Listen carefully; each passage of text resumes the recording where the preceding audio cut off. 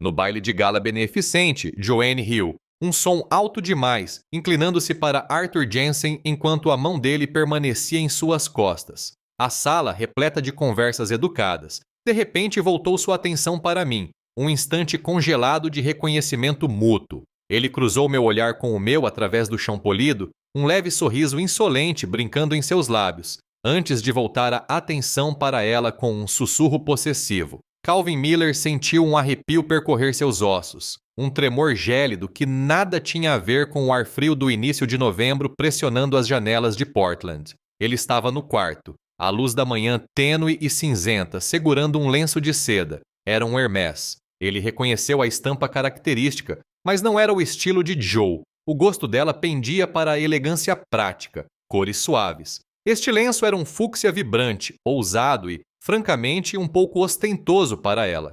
Ele o encontrara escondido sob uma pilha de suéteres na gaveta debaixo da cômoda, um lugar que ela raramente usava. Um aroma suave e adocicado impregnava a seda, um perfume que ele não reconhecia, caro e estranho aos aromas familiares da casa deles. Ele passou o polegar pelo tecido fino, a seda fresca contra sua pele. 15 anos haviam construído essa vida, um entendimento silencioso formando a base do seu casamento. Suas conversas eram frequentemente breves, repletas da familiaridade e concisão de uma parceria de longa data. Ele era advogado especializado em direito médico, navegando pelas águas complexas dos processos por negligência médica e das regulamentações hospitalares. Joanne, sua esposa, era enfermeira constante e meticulosa, trabalhando para o Dr. Arthur Jensen no Westwood Medical. Jensen era uma lenda local, um cirurgião cardíaco com mãos de ouro e uma reputação que brilhava como latão polido nos círculos profissionais da cidade. Nos últimos meses, porém, o ritmo previsível deles começara a falhar. Joanne começara a chegar em casa com o que chamava de presentes de pacientes agradecidos. Primeiro, foi uma garrafa de vinho cara, depois uma pulseira de ouro pequena e delicada. Na semana passada, foram 2 ingressos exclusivos para um concerto de gala da Orquestra Sinfônica, um evento que ela sabia que ele nunca apreciava particularmente. Suas explicações, dadas com um sorriso rápido e um leve desvio de olhar, pareciam superficiais, como um tecido gasto. Tão generoso, Cal, dizia ela, colocando o presente no balcão da cozinha, com um tom um pouco alegre demais. Ele começara a notar outras coisas. Os turnos dela ficaram mais longos, estendendo-se até tarde da noite. O celular, antes deixado carregando no corredor, agora permanecia grudado em sua mão, frequentemente com a tela virada para baixo. Quando ele perguntava sobre o trabalho, sobre o dia dela, um tom nervoso surgia em sua voz, uma tensão sutil ao redor da boca. Ela atribuía isso a uma nova carga de trabalho exigente, às pressões do hospital. Ele aceitara suas palavras na época, participando de bom grado da ilusão de estabilidade entre eles. Certa noite, o silêncio em seu quarto se estendeu, pesado e imóvel. Joanne estava deitada ao lado dele, sua respiração calma e profunda perdida no sono. O relógio iluminado marcava 2:17 da manhã. Ele encarou o teto, o arrepio da descoberta do cachecol retornando com força total. Ele sabia, com uma certeza que se instalou em seu estômago, o que tinha que fazer. Sua mão tremeu levemente enquanto ele alcançava o celular dela no criado mudo. Ele o desbloqueou com a senha de sempre, uma sequência familiar que não usava há anos. Seus dedos se moveram com uma facilidade prática, abrindo as mensagens dela. Lá estava, uma sequência de mensagens com Art J.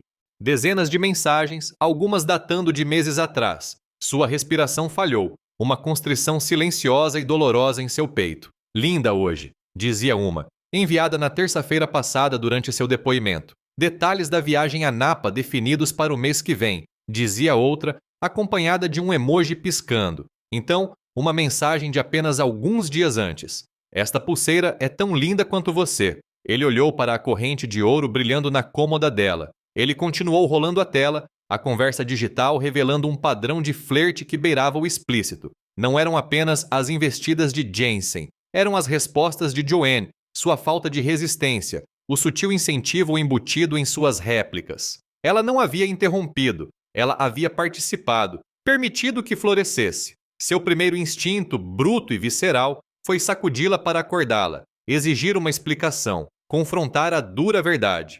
Mas então, a mente do advogado, fria e calculista, se impôs. Jensen, por Arthur Jensen. Um confronto público não só destruiria o casamento deles, como também poderia arruinar a carreira de Joanne, poderia manchar sua própria reputação, a do seu escritório. Jensen era poderoso demais, tinha conexões demais. Ele tinha influência. E Cal sabia que a comunidade médica em Portland era uma pequena teia interligada. Deitado ali, com o peso da traição oprimindo-o, Cal decidiu seguir um caminho diferente. Aquele médico arrogante pensava que poderia tomar sua esposa, infiltrar-se em suas vidas sem consequências. Cal, porém, tomaria tudo dele. Não gritaria, não se enfureceria. Seria metódico. Seus olhos, agora bem abertos na escuridão, fitavam a figura adormecida ao seu lado. Uma estratégia lenta e implacável começou a se formar nos recônditos silenciosos de sua mente. Ele cavaria fundo, usando cada fragmento de seu conhecimento do sistema médico para encontrar as vulnerabilidades de Jensen, para desenterrar as falhas ocultas sob a superfície polida. Foi no baile de gala anual do hospital, sob os lustres cintilantes. Observei a mão do Dr. Jensen demorar-se por tempo demais nas costas de Joanne enquanto riam, o olhar dele possessivo. Minha própria esposa, ali mesmo. Ele cruzou meu olhar com o dela do outro lado do salão, um sorriso irônico brincando em seus lábios, e acenou com a cabeça casualmente, quase em tom de deboche, antes de voltar a olhá-la. Um peso frio se instalou em meu peito, uma certeza se formando, um arrepio, um frio profundo e perturbador, instalou-se em meus ossos na noite do baile de gala. Não me abandonou desde então. O ar úmido de Portland geralmente penetrava a pele, mas desta vez era diferente. Este frio começava por dentro e se espalhava para fora. Eu era Calvin Miller, um advogado especializado em direito médico que lidava com fatos, com evidências, com a aplicação precisa da lei. Emoções raramente entravam no meu ambiente profissional e também deveriam ficar fora da minha casa. A primeira prova física surgiu na gaveta da cômoda de Joanne, escondida sob suas discretas camisas de algodão. Era um lenço de seda da Hermès, daqueles com estampas equestres elaboradas. Eu conhecia o estilo de Joanne, prático, funcional, mas aquele lenço não era nada disso. Tinha cheiro de perfume estrangeiro, algo caro, forte, não o aroma floral leve que ela costumava usar. Era um perfume que não combinava com a nossa casa tranquila de 15 anos, muito menos com a gaveta dela. Nosso casamento havia sido construído sobre uma compreensão silenciosa, uma corrente constante sob a superfície da vida cotidiana. Nos conhecemos no tribunal. Ela era testemunha em um processo menor por negligência médica, e eu, o promotor. Não éramos dados a grandes gestos. Não precisávamos deles, ou pelo menos era o que eu acreditava. Joanne era uma enfermeira dedicada no Westwood Medical, uma grande instituição da cidade. Ela trabalhava para o Dr. Arthur Jensen,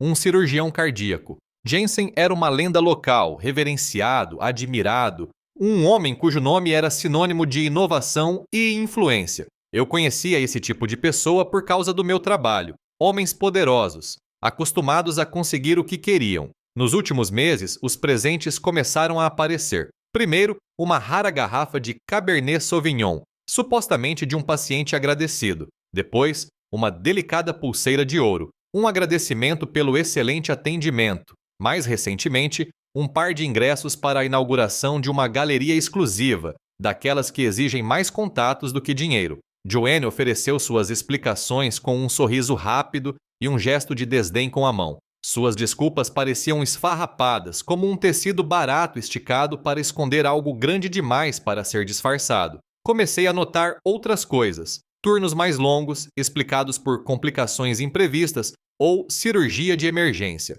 O celular dela, que antes ficava casualmente sobre o balcão, agora estava quase sempre em sua mão, com a tela virada para baixo, ou guardado com segurança no bolso. Quando eu perguntava sobre o dia dela, sobre o trabalho, as respostas ficavam curtas e secas, os movimentos um pouco mais rápidos, e havia um tom nervoso na voz que eu nunca tinha percebido antes. Ela dizia que as coisas estavam bem, só ocupadas. Os detalhes haviam desaparecido. Numa terça-feira à noite, a casa estava silenciosa, exceto pelo zumbido baixo da geladeira. Joanne dormia havia 1 hora, sua respiração constante levantando o lençol. Meu próprio coração batia em ritmo contra o colchão. Peguei o celular dela no criado mudo. A tela acendeu com um padrão de desbloqueio. Eu conhecia seus padrões. Um quadrado, uma linha, uma curva. A pequena tela brilhou, iluminando meu rosto no quarto escuro. Meu polegar pairou. Então, toquei na sequência. As mensagens estavam lá.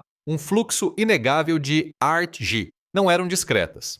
Linda hoje, dizia uma com data e hora da semana passada. Outra, sobre a pulseira. Esta pulseira é tão linda quanto você. Use-a para mim. Havia menção a uma viagem a Napa, mencionada casualmente como se fosse um segredo compartilhado. Meu estômago se contraiu. As palavras formavam um padrão de flerte, uma linha profissional cruzada beirando o explícito. E Joanne não havia impedido. Ela não apenas as recebeu, ela respondeu. Meu primeiro instinto foi bruto, acordá-la, confrontá-la, gritar até as paredes tremerem. Mas minha mente de advogada, sempre analítica, sempre calculando as consequências, entrou em ação. Arthur Jensen não era apenas um médico, ele era uma força da natureza. Um sussurro dele poderia arruinar a carreira de Joanne e, por consequência, a minha. Isso não era uma briga doméstica, era uma partida de xadrez. E eu acabara de descobrir que estava vários passos atrás. Decidi seguir um caminho diferente, um caminho metódico,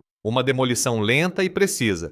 Esse médico arrogante pensou que poderia ficar com a minha esposa. Eu, por outro lado, tiraria tudo dele. Sua reputação, seu consultório, sua vida cuidadosamente construída. Eu estava deitado ali, ao lado da minha esposa adormecida, sua respiração calma, alheio à guerra que acabara de começar. O plano começou a se formar, lento e estratégico. Eu investigaria a fundo. Conhecia o sistema de saúde, seus regulamentos, suas vulnerabilidades. Jensen tinha poder, mas até mesmo homens poderosos deixam rastros. Eu os encontraria. Usaria meu conhecimento do sistema para desmantelá-lo, peça por peça. Com cuidado, Calvin iniciou sua investigação na manhã seguinte. A traição como um nó frio e duro em seu estômago que alimentava um foco singular. Ele se apoiou em sua rede profissional, a discreta teia de contatos que construíra ao longo de 2 décadas no direito médico. Seu alvo, o consultório Dr. Arthur Jensen na Westwood Medical.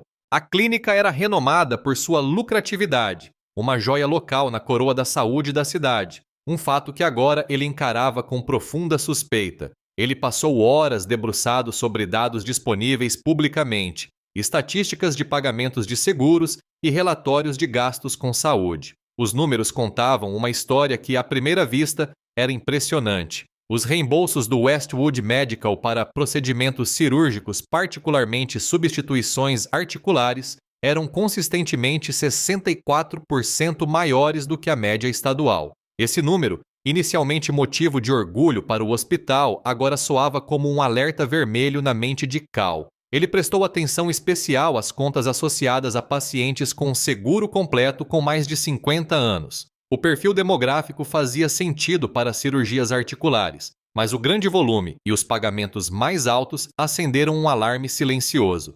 Ele sabia que o acesso direto às informações do paciente era impossível, protegido pelas rigorosas leis HIPAA. Um advogado, mesmo com uma queixa justificada, não poderia simplesmente entrar e exigir os arquivos. Ele precisava de uma abordagem mais sutil, uma maneira de espiar por trás da cortina sem alertar ninguém, muito menos Jensen. Ele discou o número de Dale. Dale Peterson, um antigo colega dos seus primeiros tempos na firma, ocupava agora um cargo de chefia na Autoridade Estadual de Qualidade da Saúde. Dale, meu velho amigo, começou Cal com a voz suave e tranquila. Estou trabalhando em um artigo, analisando tendências em resultados cirúrgicos para uma apresentação em uma conferência. Pensei que você pudesse ter algumas ideias. A abordagem da pesquisa acadêmica era plausível, um pedido bastante comum entre profissionais do direito. Dale estava feliz em conversar, sua voz um tom familiar e amigável. Westwood, hein? O consultório do Jensen?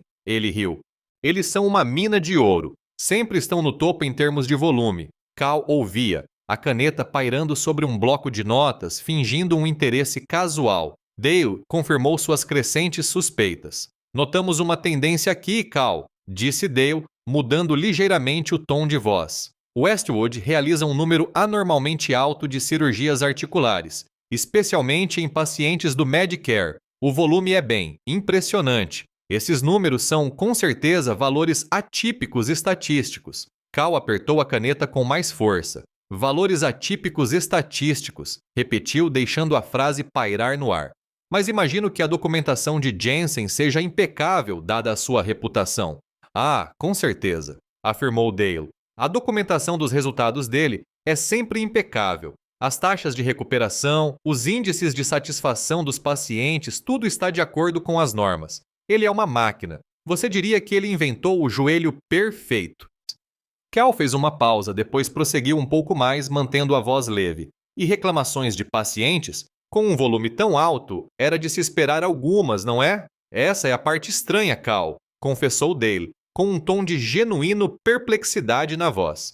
Quase nenhuma. Quase não recebemos reclamações oficiais contra Jensen ou Westwood por esses procedimentos. Ou ele é um milagreiro, ou as reclamações nunca chegam ao seu escritório. Ou ao meu, aliás. A mente de Cal fez um clique. Nunca consigo chegar ao seu escritório, repetiu ele, como que tendo uma revelação silenciosa. Alguma ideia do porquê? Dale hesitou, depois baixou um pouco a voz. Bem, você sabe que o Jensen tem conexões. O cunhado dele é membro do conselho do hospital, e a família da esposa dele praticamente construiu metade da cidade. Não é incomum que certos assuntos sejam resolvidos internamente, se é que me entende, antes mesmo de se tornarem oficiais. Ele entendeu o que ele queria dizer com certeza.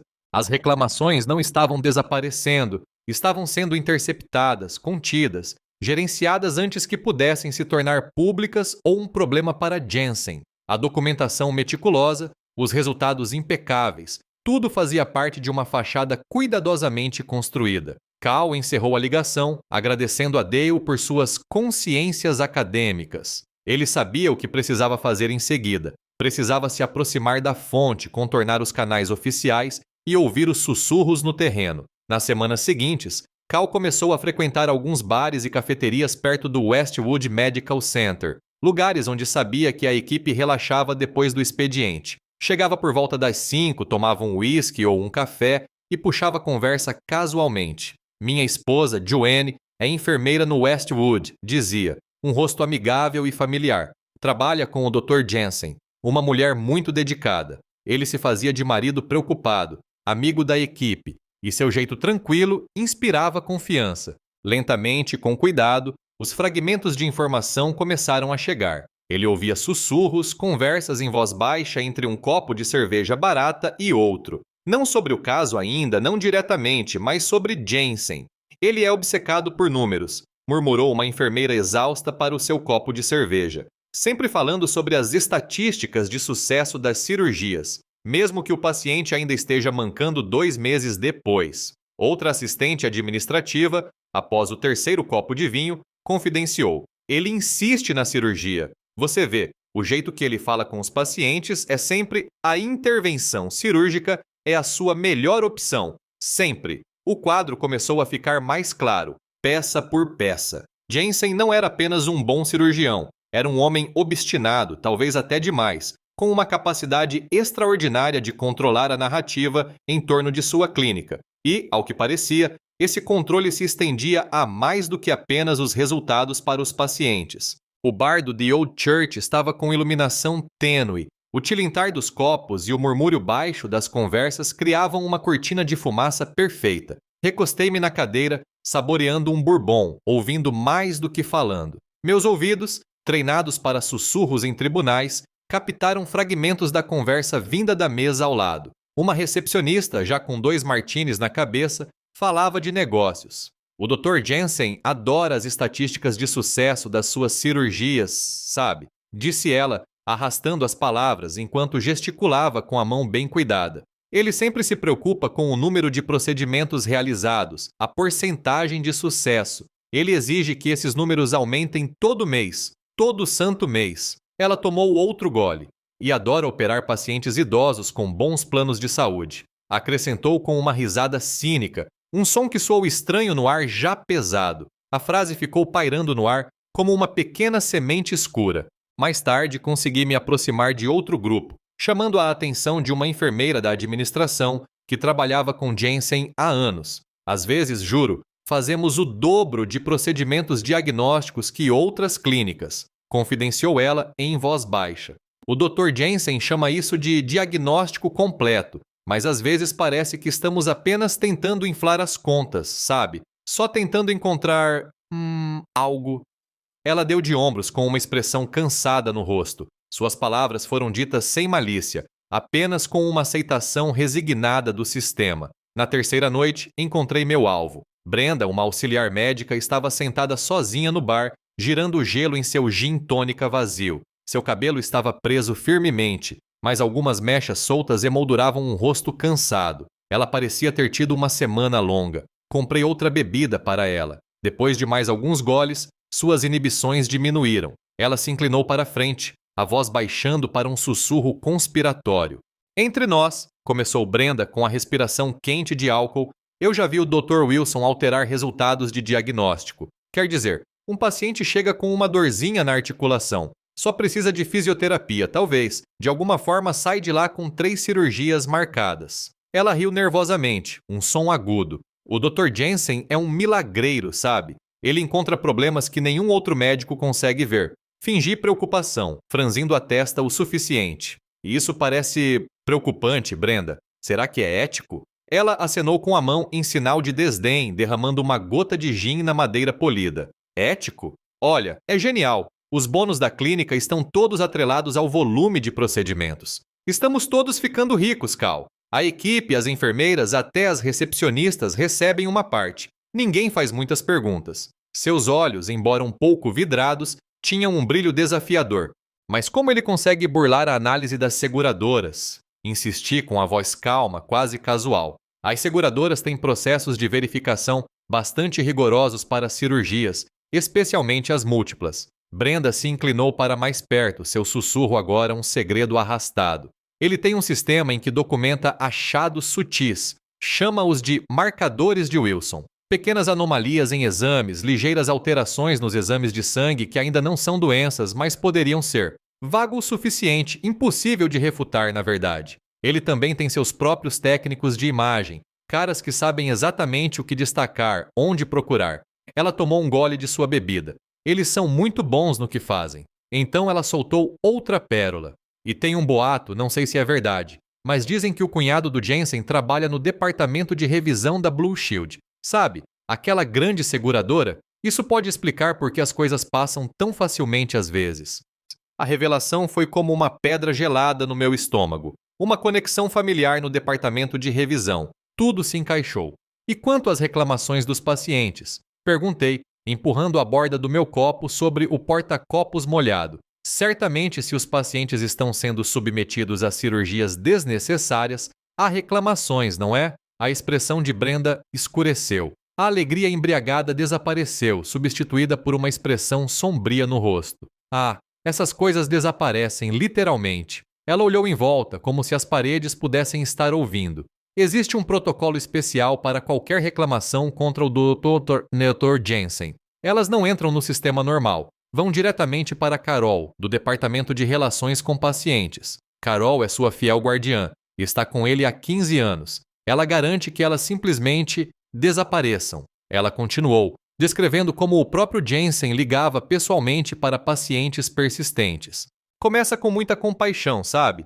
Entendo suas preocupações, Sra. Johnson. Tudo muito calmo. Depois, gradualmente, ele introduz dúvidas sobre a memória deles ou sobre a compreensão dos complexos procedimentos médicos. Faz com que questionem a si mesmos. Você se surpreenderia com quantos simplesmente desistem. Ela estremeceu e tomou outro gole, como se quisesse afastar a lembrança. Calvin sabia que as conversas de bar, os sussurros, eram apenas circunstanciais. Ele precisava de algo concreto, algo que pudesse ser usado em um tribunal, algo além das lembranças vagas de enfermeiras descontentes. Ele precisava de números, padrões específicos, dados verificáveis. Esta era uma batalha legal, não apenas moral. Ele entrou em contato com Gary Jenkins, um antigo cliente e amigo, um homem a quem ajudara a resolver uma difícil disputa imobiliária anos atrás. Gary era agora analista sênior na Sterling Health, uma das maiores seguradoras do noroeste do Pacífico, responsável por um número considerável de pacientes da Westwood Medical. Eles combinaram um almoço tranquilo em um pequeno restaurante italiano no centro da cidade. longe dos olhares curiosos de seus respectivos escritórios. Entre pratos de massa e conversas sussurradas, Cal expôs a premissa de sua pesquisa acadêmica, um tema já familiar. Gary ouviu com uma expressão cautelosa e então se inclinou para a frente.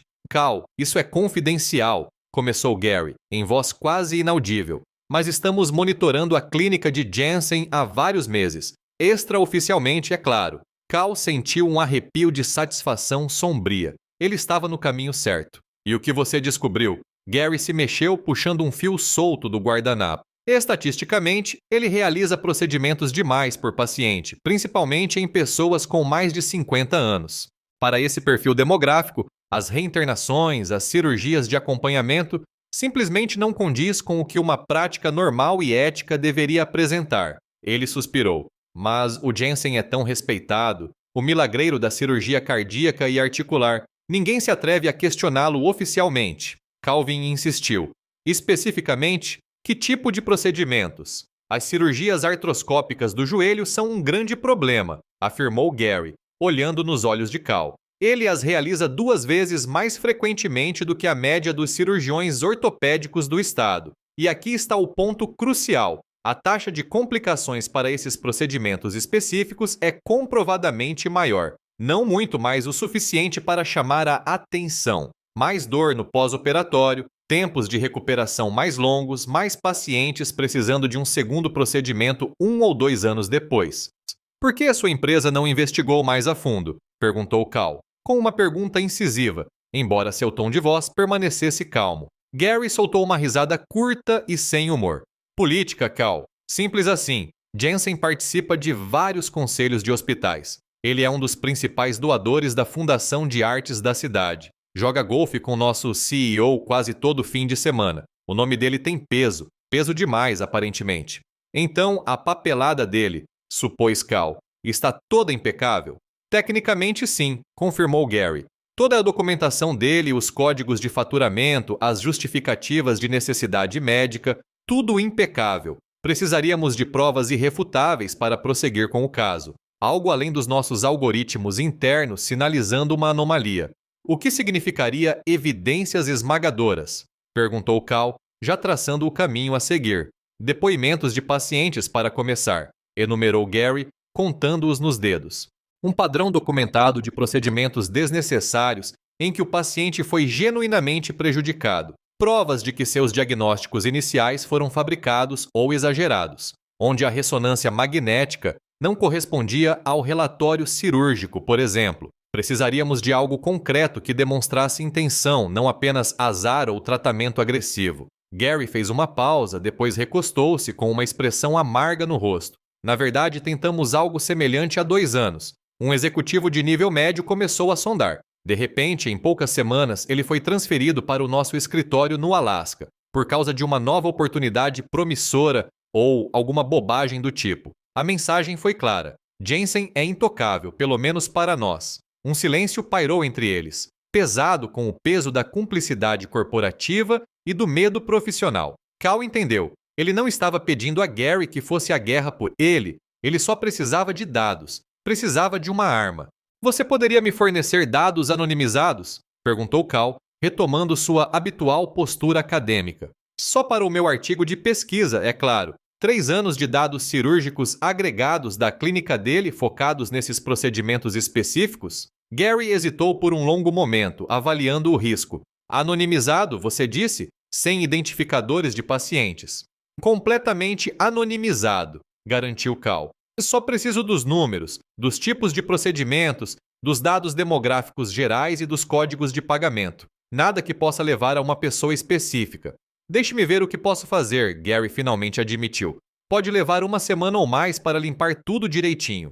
1 semana depois, um arquivo grosso e criptografado chegou à caixa de entrada de Cal. 3 anos de dados. Ele passou dias imerso em planilhas, cruzando informações e criando gráficos. O que se revelou foi um padrão perturbador. Uma clara correlação entre o tipo de plano de saúde do paciente, se ele tinha planos privados com alto reembolso ou o Medicare, e o número de procedimentos agressivos, muitas vezes redundantes, prescritos. Estava tudo lá, preto no branco e verde. Jansen não estava apenas realizando mais procedimentos, Ele estava direcionando seus esforços para pacientes específicos que tinham a melhor cobertura, mas não foi suficiente. Os dados eram condenatórios, sim, mas ainda eram apenas números. Ele precisava de casos reais. Precisava de pessoas reais, com dor real e histórias reais. Precisava de vítimas. Foi então que a sorte, ou talvez uma cruel ironia do destino, interveio. Os greens do Waverly Country Club eram meticulosamente cuidados, um contraste verdejante com a crescente feiura da minha investigação.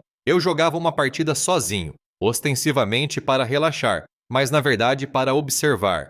Foi então que encontrei, casualmente, Eugene Gene Peterson, um ex-professor de inglês de 62 anos com alguma dificuldade no swing. Seus movimentos eram rígidos, pontuados por grunhidos de desconforto. Está difícil lá fora hoje, não é? Comentei, pegando minha bola do copo. Gene suspirou, apoiando-se no taco de golfe. O campo está ótimo. O problema são os joelhos. Fiz a cirurgia nos dois no ano passado. Disseram que era um desconforto leve. Agora estou com mais dor do que antes. Ele balançou a cabeça com uma expressão de ceticismo cansado no rosto. Às vezes me pergunto se a cirurgia era mesmo necessária. Só uma dorzinha, nada demais. Apresentei-me, estendendo a mão. Calvin Miller, advogado especializado em direito médico. Mantive meu tom calmo e neutro. Ouço muitas histórias assim na minha área de atuação. Os olhos de Gene brilharam ligeiramente. Ah, é mesmo? Bem, foi o Dr. Arthur Jensen, lá em Westwood. Ouvi dizer que ele era o melhor, um verdadeiro milagreiro.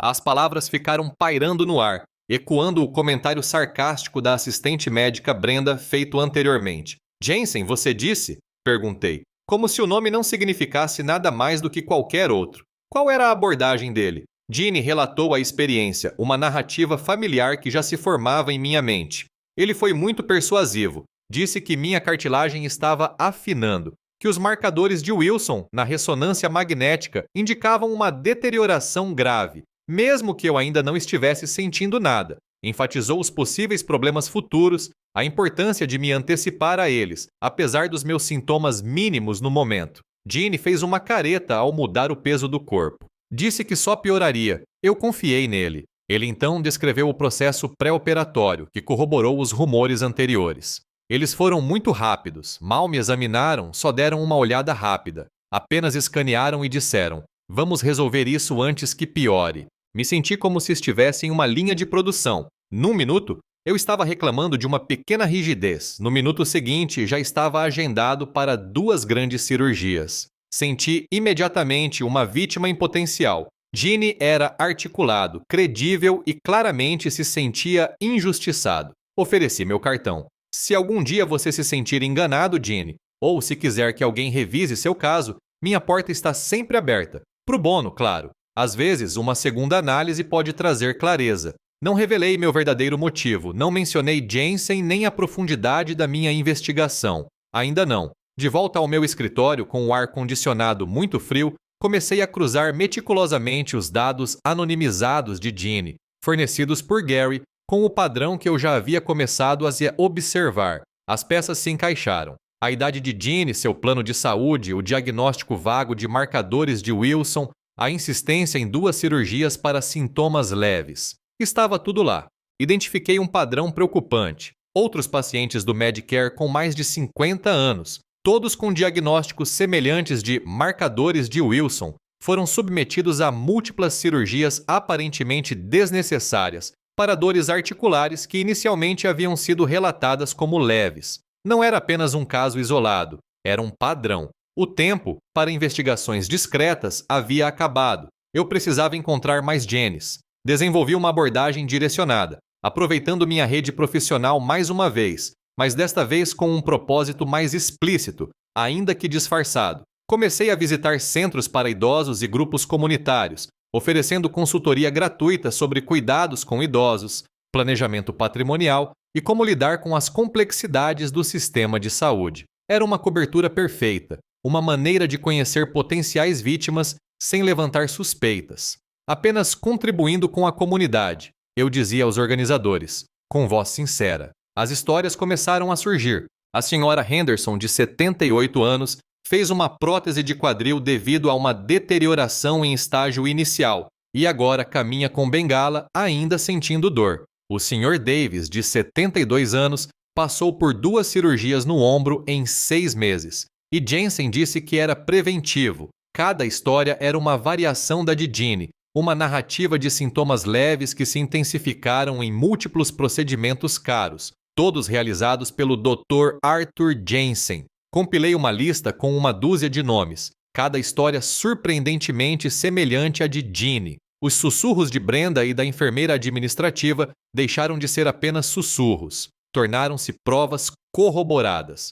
Os bônus da clínica, o alto volume de procedimentos, os marcadores de Wilson, tudo apontava para um esquema deliberado e sistemático de fraude médica e agressão. Ao começar a elaborar uma estratégia jurídica, as palavras surgiram espontaneamente na página por ação coletiva e isso poderia ser devastador.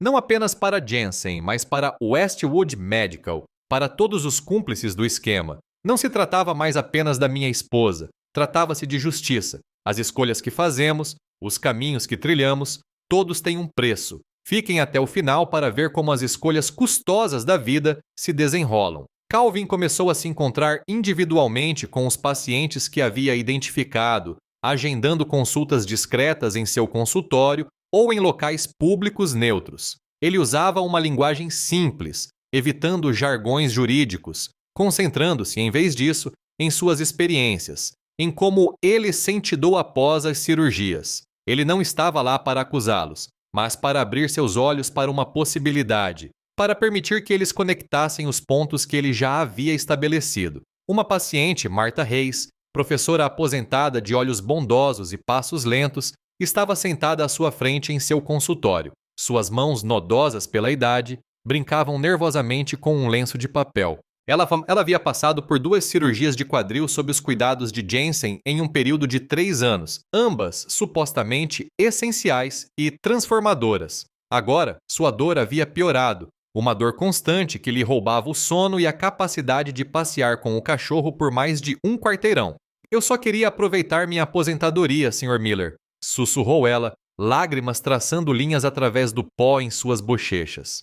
Viajar um pouco, ver meus netos com mais frequência. Agora mal consigo sair da cama em algumas manhãs. Ele me disse que isso resolveria tudo. Ele prometeu. Sua voz embargou e ela chorou abertamente, relatando o aumento da dor e suas esperanças despedaçadas. Calvin escutou, com a expressão impassível, a própria raiva uma chama fria e constante. Não eram apenas números, eram vidas, consequências tangíveis da ganância de Jensen. Ele conseguiu declarações assinadas de Martha e de outros 5 pacientes, cada uma detalhando seus diagnósticos iniciais, os tratamentos recebidos e as dolorosas complicações pós-operatórias que transformaram seus anos dourados em uma luta constante. Ele reuniu meticulosamente todos os prontuários médicos, cruzando-os com os pedidos de reembolso do seguro e quaisquer registros de comunicação que tivessem com a clínica de Jensen. Os padrões emergiram com clareza gritante. Diagnósticos fabricados ou exagerados saltavam das páginas. Um eco distorcido dos sussurros anteriores de Brenda sobre os marcadores de Wilson. Ele viu casos em que alterações degenerativas leves foram transformadas em necessidades cirúrgicas urgentes, em que a fisioterapia foi completamente ignorada em favor da cirurgia. Ele também descobriu casos específicos em que Carol, a leal responsável pelo relacionamento com pacientes de Jensen, havia suprimido reclamações.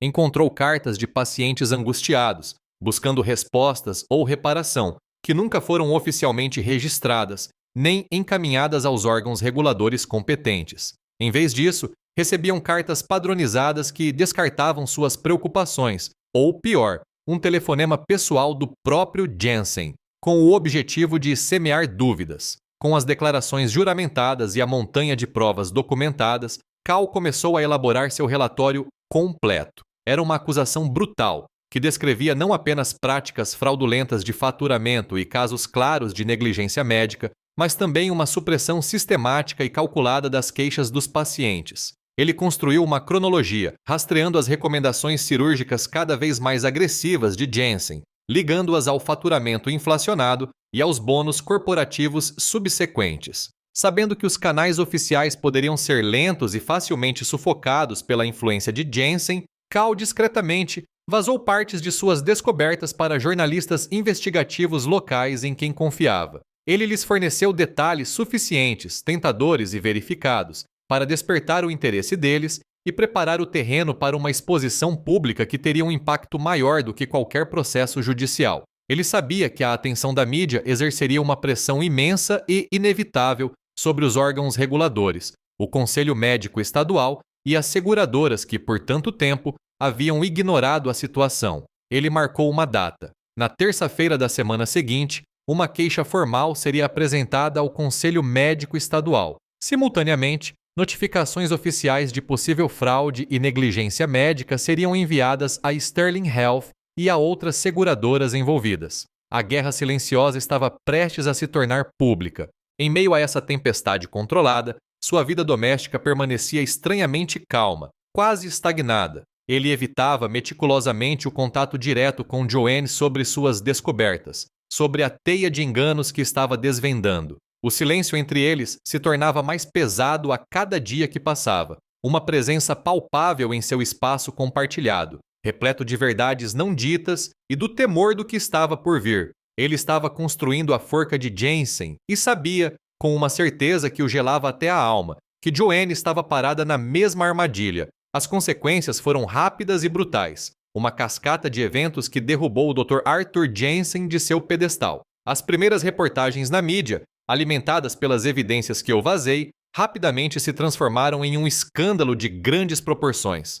Jornalistas investigativos aprofundaram a investigação, encontrando mais pacientes insatisfeitos, mais queixas abafadas e mais documentos internos que corroboravam minhas descobertas. O Conselho Médico Estadual, sob imensa pressão pública, iniciou uma investigação imediata e minuciosa. Em poucas semanas, Jensen teve sua licença médica cassada, e sua ilustre carreira terminou não com uma aposentadoria tranquila, mas com a desgraça pública. Diversos processos individuais, movidos pelos pacientes que eu denunciei, somaram-se aos seus problemas legais já existentes, atingindo seu patrimônio pessoal. Sua reputação, outrora construída sobre a ilusão de genialidade médica, foi irremediavelmente destruída. A Westwood Medical também sentiu o impacto. A revelação de fraude sistêmica e a supressão de queixas de pacientes levaram a imensas penalidades financeiras por parte de seguradoras e órgãos reguladores governamentais. A ação coletiva, movida pelo meu escritório em nome de Martha, Gene e dezenas de outras vítimas,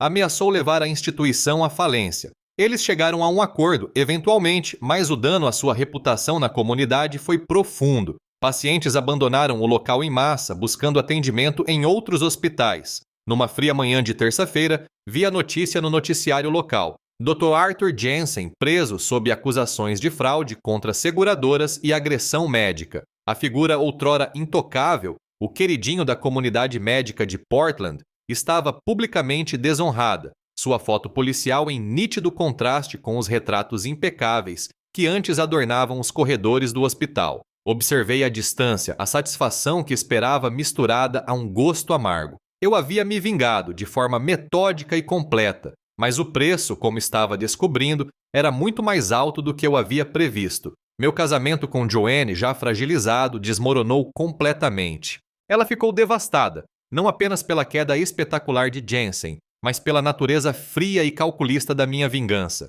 Ela viu o homem em que eu me transformara, o homem que destruíra meticulosamente a vida do seu amante e, por extensão, a dela. Ela viu a fúria silenciosa, a precisão implacável com que eu agira, e isso a assustou.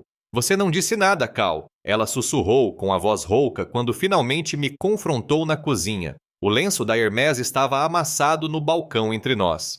Você só observou, planejou, enquanto eu estava bem aqui. Seus olhos, antes tão familiares, agora revelavam um medo perplexo. Quem é você? Ela não conseguia conciliar o homem estável e confiável que pensava conhecer com a força implacável que havia derrubado um gigante. Ela não conseguia entender a profundidade da ferida que me impulsionava, ou talvez simplesmente não quisesse. Uma semana após a prisão de Jensen, ela foi embora.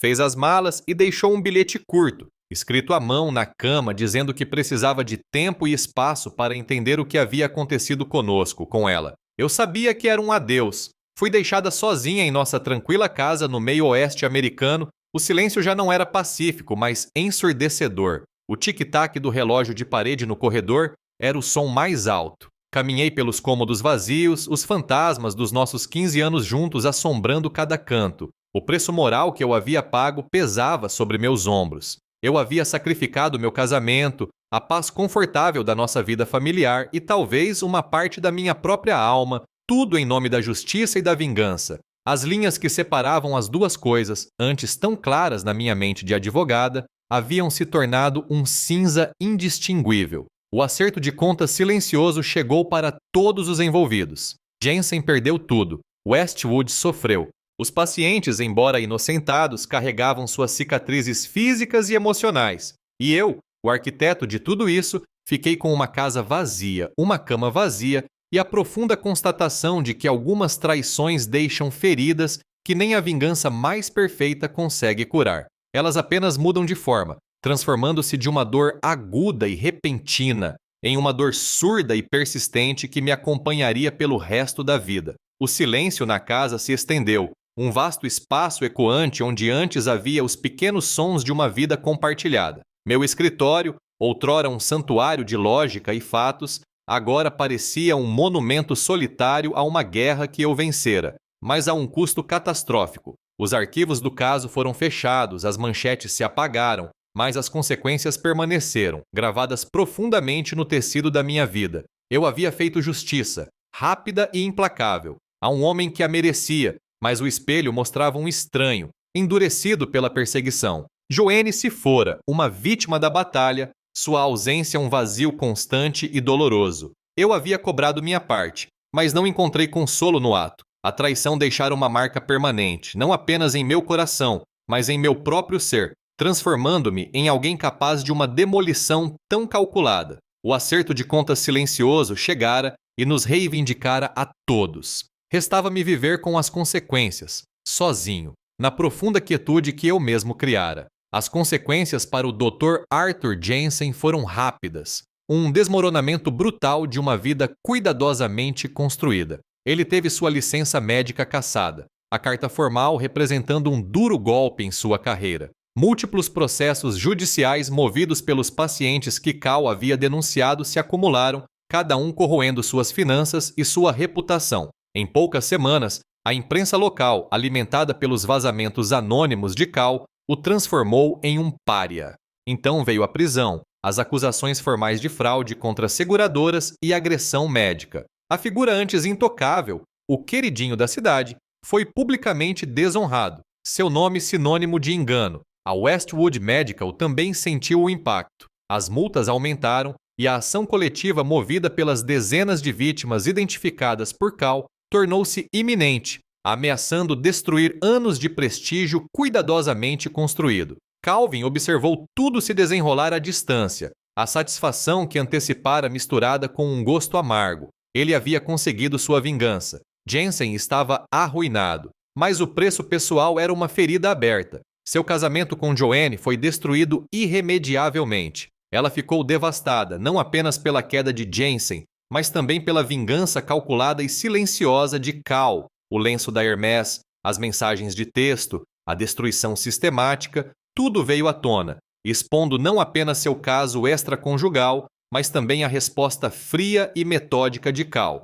Ela não conseguia conciliar o homem tranquilo e confiável com quem havia se casado com o arquiteto de tamanha destruição. Ela o deixou, incapaz de viver com o homem que havia destruído meticulosamente a vida de seu amante e, por extensão, a sua própria. Calvin ficou sozinho em sua tranquila casa no meio-oeste americano. O silêncio, antes um conforto, agora era ensurdecedor. Ele caminhou pelos cômodos que antes eram palco de risos compartilhados e conversas banais. Agora ecoavam com o vazio. Refletiu sobre o preço moral que havia pago, o sacrifício de seu casamento, a paz de sua família e uma parte de sua própria alma. A justiça, percebeu, tinha uma cruel gêmea na vingança. Ele estava sentado na sala de estar, a luz do entardecer se esvaindo, o peso de seus atos sobre seus ombros. O acerto de contas silencioso havia chegado para todos os envolvidos. Ele finalmente compreendeu que algumas traições deixam feridas tão profundas que nem mesmo a vingança mais perfeita consegue curá-las. Ela só poderia mudar sua forma, deixando cicatrizes que talvez nunca desapareçam completamente. O silêncio na casa se estendeu, um vasto espaço ecoante onde antes havia os pequenos sons de uma vida compartilhada. Meu escritório, outrora um santuário de lógica e fatos, agora parecia um monumento solitário a uma guerra que eu vencera, mas a um custo catastrófico. Os arquivos do caso foram fechados, as manchetes se apagaram, mas as consequências permaneceram, gravadas profundamente no tecido da minha vida. Eu havia feito justiça, rápida e implacável, a um homem que a merecia, mas o espelho mostrava um estranho, endurecido pela perseguição. Joanne se fora, uma vítima da batalha, sua ausência um vazio constante e doloroso. Eu havia cobrado minha parte, mas não encontrei consolo no ato. A traição deixara uma marca permanente, não apenas em meu coração, mas em meu próprio ser, transformando-me em alguém capaz de uma demolição tão calculada.